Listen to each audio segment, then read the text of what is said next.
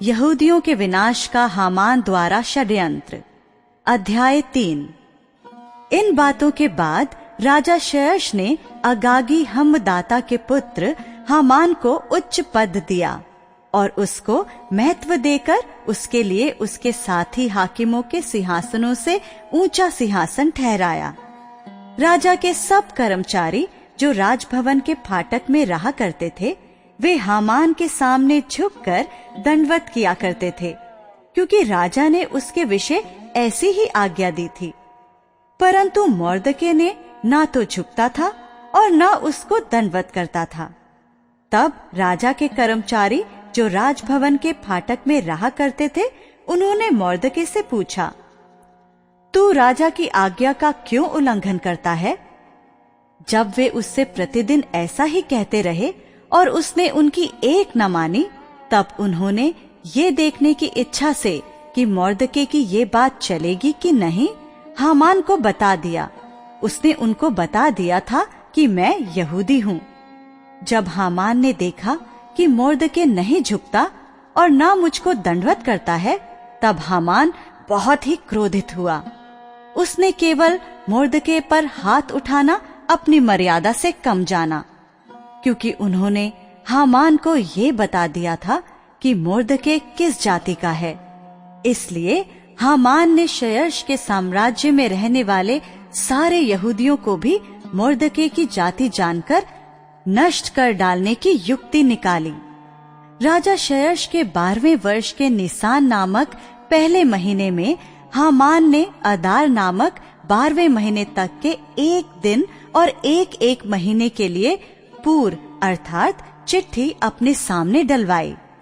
तब हामान ने राजा शयश से कहा, तेरे राज्य के सब प्रांतों में रहने वाले देश देश के लोगों के मध्य में तितर बितर और छिटकी हुई एक जाति है, जिसके नियम और सब लोगों के नियमों से भिन्न हैं, और वे राजा के कानून पर नहीं चलते।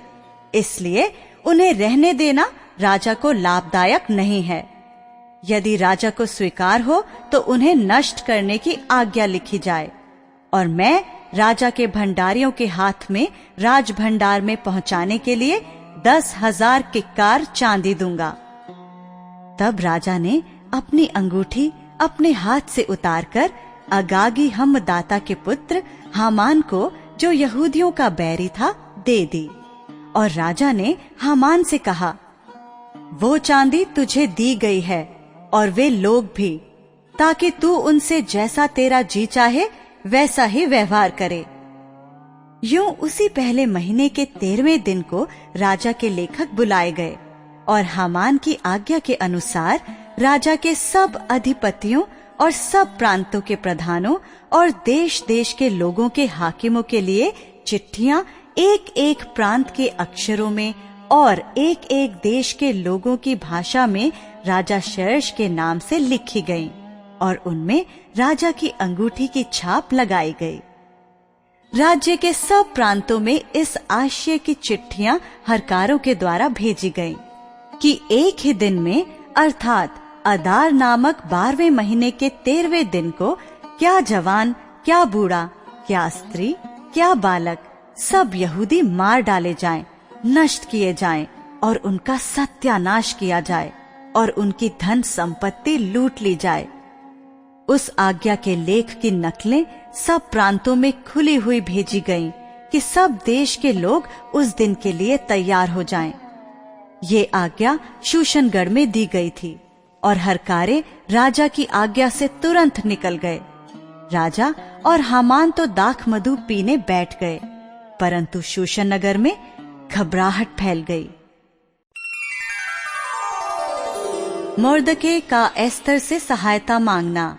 अध्याय 4। जब मोर्दके ने जान लिया कि क्या क्या किया गया है, तब मोर्दके वस्त्र फाड़, टाट पहन, राख डालकर नगर के मध्य जाकर ऊंचे और दुख भरे शब्द से चिल्लाने लगा। और वो राजभवन के फाटक के सामने पहुंचा, परंतु टाट पहने हुए राजभवन के फाटक के भीतर तो किसी के जाने की आज्ञा न थी। एक एक प्रांत में जहाँ जहाँ राजा की आज्ञा और नियम पहुंचा, वहाँ वहाँ यहूदी बड़ा विलाप करने और उपवास करने और रोने पीटने लगे, वरन बहुतेरे टाट पहने और राख डाले हुए पड़े रहे। एस्तर रानी की सहेलियों और खोजों ने जाकर उसको बता दिया। तब रानी शोक से भर गई और मोर्दके के पास वस्त्र भेजकर ये कहलाया कि टाट उतारकर इन्हें पहन ले, परंतु उसने उन्हें न लिया। तब एस्तर ने राजा के खोजों में से हताक को, जिसे राजा ने उसके पास रहने को ठहराया था, बुलवाकर आज्ञा दी कि मोर्दके के पास जाकर मालूम कर ले कि क्या बात है और इसका क्या कारण है।